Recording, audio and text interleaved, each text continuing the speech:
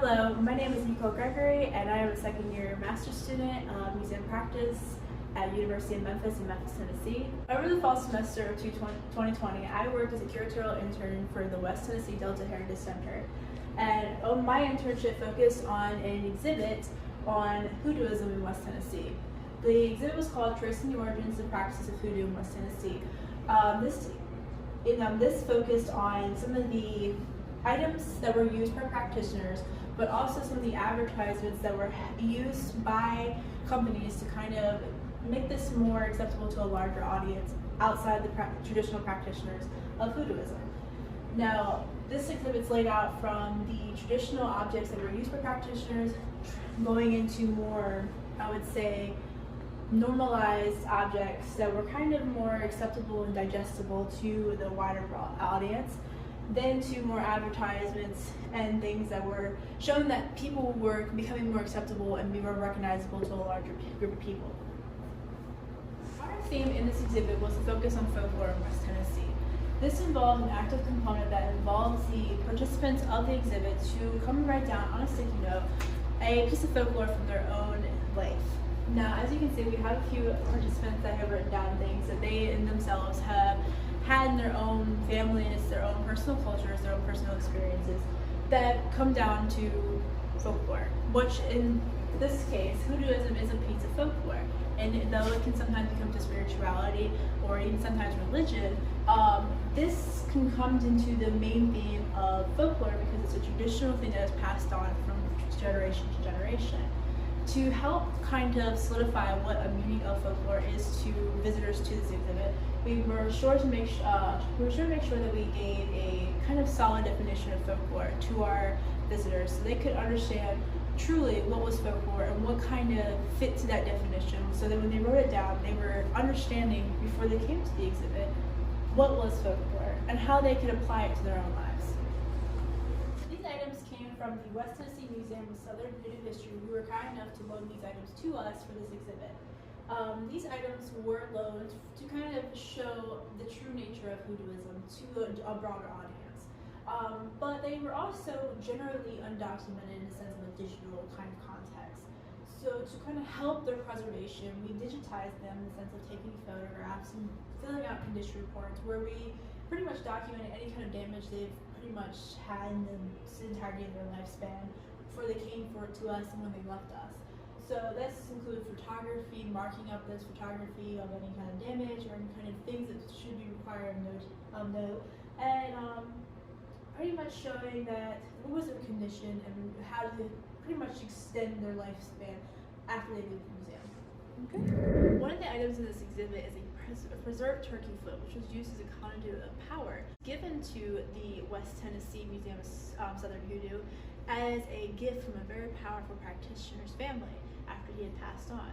This is preserved in the kind of a resin, and it's decorated with leather bands and beads, and in the practice of hoodoo is considered very powerful and a very sacred object, should be handled with care. The fact that it's on black fabric also is symbolic too, because black is considered a almost cleansing color and also protective against evil in hoodoo. One of the many skills I've learned during this internship is the interpersonal skills that are required to work in a museum. This requires a lot of research, and in a research like hoodooism, where a lot of this history is verbal and not documented in a physical aspect, it requires a lot of talk.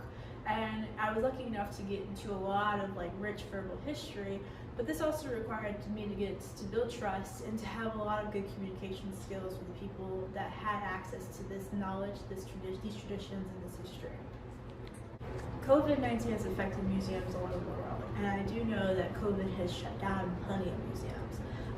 When I was developing this exhibit, I had this great impression that I was fearful that this exhibit would never be seen by visitors because it was not guaranteed the museum would be opened to visitors due to COVID-19. And the fact is too, even when it was open, it was not sure that people would feel safe enough to come out and see it. So COVID-19 gave the impression that even though I put the work into the museum into this exhibit for the museum, and that the museum was willing to support this exhibit, that it would not probably be seen by visitors. COVID-19 has made this a almost completely digital project where a lot of this had to be done via email and Google Documents, and pretty much everything had to be done via computer, which shows how much the museum process is being supported by technological and digital processes. One of the aspects of this exhibit and the internship was to do an exhibit exchange, and due to COVID-19 we had to do this digitally. But I think being able to do this from the comfort of one's home allowed for more people to be involved, and also for us to go on longer than we probably normally would have if we were in person.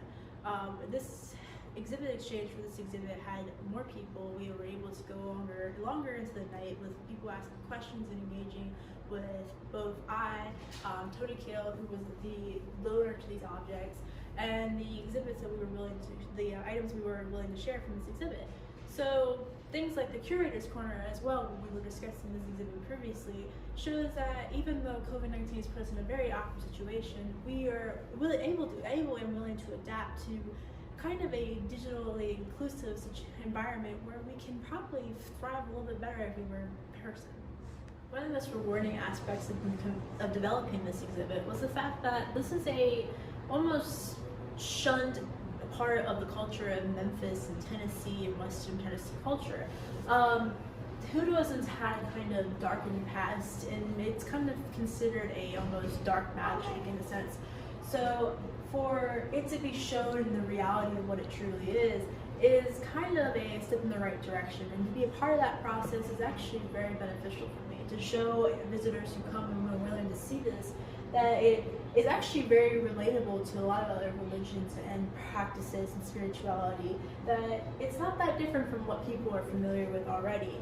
Also, when it comes to what I've benefited professionally from this, this is a really good practice and a really good step in the direction of trying to develop an exhibit when it comes to trying to do this in my own professional practice. This was from start to finish how an exhibit would be constructed. I had to develop this for myself, I had to get the objects myself, I had to put them in there myself.